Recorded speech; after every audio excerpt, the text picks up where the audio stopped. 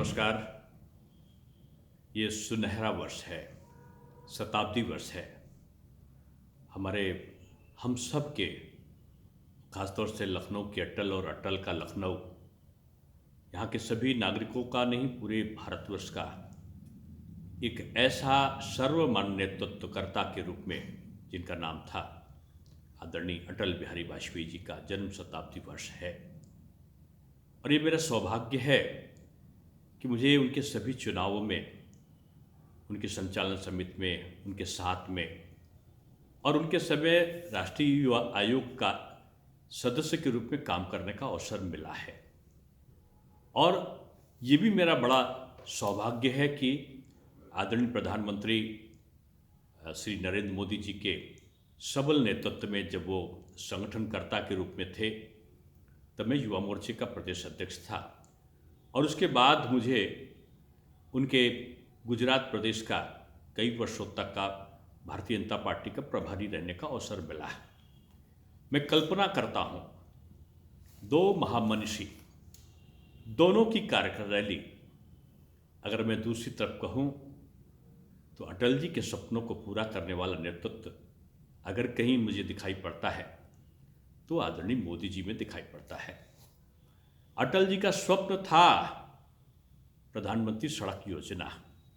सम्राट अशोक की तरीके से जाल बिछाया था उन्होंने। आज प्रधानमंत्री मोदी जी ने उस सड़क को चारों चहुं ओर जो अवस्थापना का एक सुंदर रूप प्रदान किया है कि आज बड़े बड़े एक्सप्रेसवे हैं, बड़े बड़े आज देखा जाए हाईवे हैं और कई जगह पर अगर आप देखें तो पब्लिक ट्रांसपोर्ट का एक अनोखा संगम है। हमारा उत्तर प्रदेश तो आज रीजनल ट्रेन और मेट्रो का आधिपत्य स्थापित करने वाला प्रदेश बन गया है। प्रधानमंत्री जी इंफ्रास्ट्रक्चर को ठीक करना चाहते थे, वो विद्युतीकरण को चाहते थे। मोदी जी ने गांव-गांव बिजली भेज दी।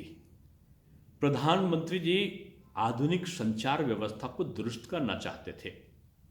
प्रधानमंत्री ने डिजिटलाइजेशन के माध्यम से डिजिटल इंडिया, अब तो गांव में दादी अम्मा भी टेलीफोन से अपने पोते को लोरी सुना सकती है।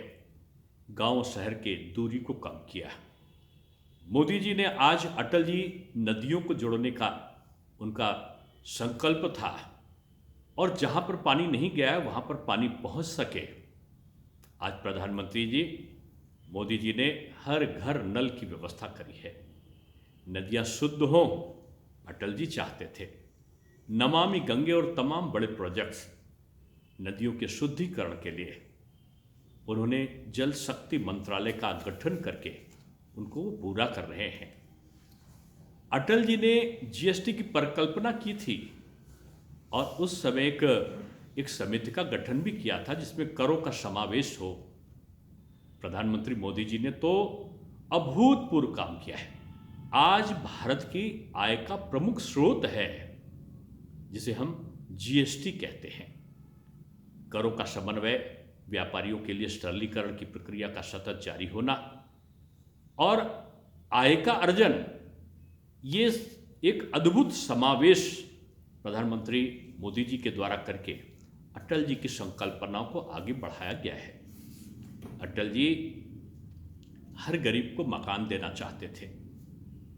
आज प्रधानमंत्री आवास के रूप में आज वो भी संकल्पना पूरी हो रही है। स्वास्थ्य सबका अच्छा हो, अटल जी की चिंता रही है।